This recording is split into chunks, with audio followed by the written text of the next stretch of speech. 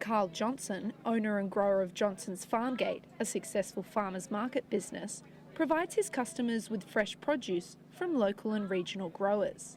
We grow a lot of fruit and veggies up there ourselves. We're on the Williams River. We also have connections with half a dozen other small farmers in our region. I have 3 refrigerated trucks and bring all that gear down to Sydney from all these different farmers, and we set it up here and sell it at a fair and reasonable price. But small farmers like Carl are set to feel further financial pressures resulting from having to compete with the fresh food price war between Coles and Woolworths. Keep Coles and Woolies out of it, you know. They're getting absolutely screwed by the big corporations. They're getting as low as 13 cents a litre for their milk now. 38 cents is a sustainable price.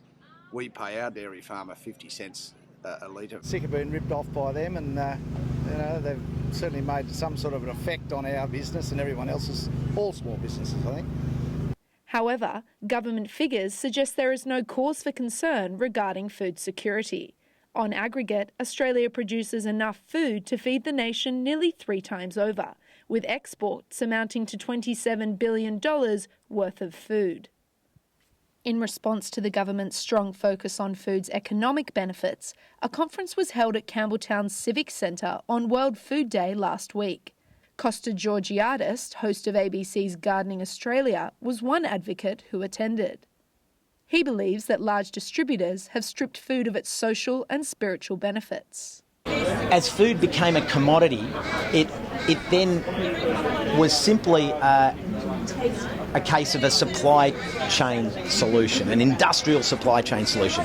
How do we grow more, transport it quicker and get it to more people?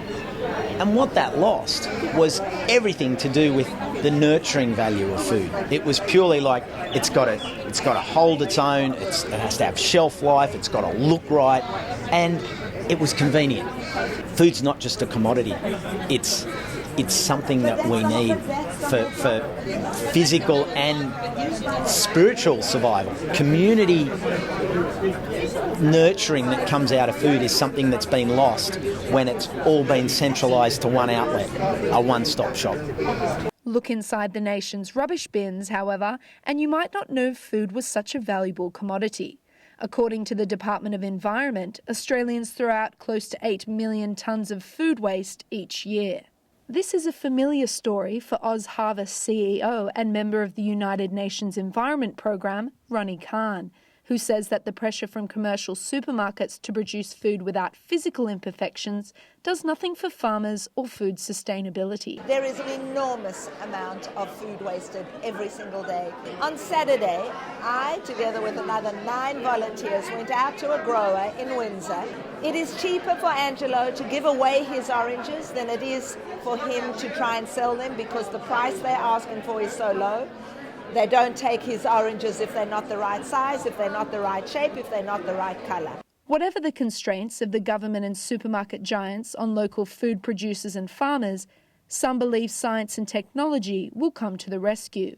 Researchers at CSIRO have been instrumental in developing sustainable food production through stem cell transfers, vaccines and DNA technology. So we're trying to develop vegetables that are going to be resistant to pod-boring insects, and this is all going to be done through genetic modification. Basically, it's going to be cheaper for farmers, and also it's going to meet the demands of a growing population.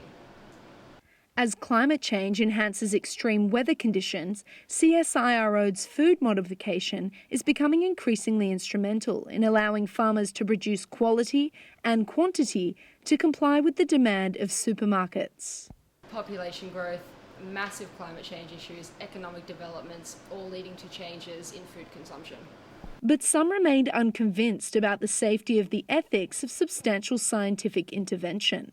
Demand for organic produce is, according to government figures, growing at 20 to 30% per year. I'd prefer to shop at a market than at a supermarket. I like to know that I'm getting my products from people who actually grow them. And it's not all the packaging and the plastics and everything like that. For individuals who want to make personal moves towards greater sustainability, Carl believes that food might just be the place to start. They come to choose local, fresh produce. I mean, we're just talking now. You buy some of that basil, it'll last you 2 weeks, you know. I don't think you buy anything like that in a supermarket. While fresh and organically produced foods seem to be in high demand, if they aren't secured and sustained locally, they may become luxury items of the future. Some food for thought for government and large food chain suppliers. Amelia Crawford, UTS.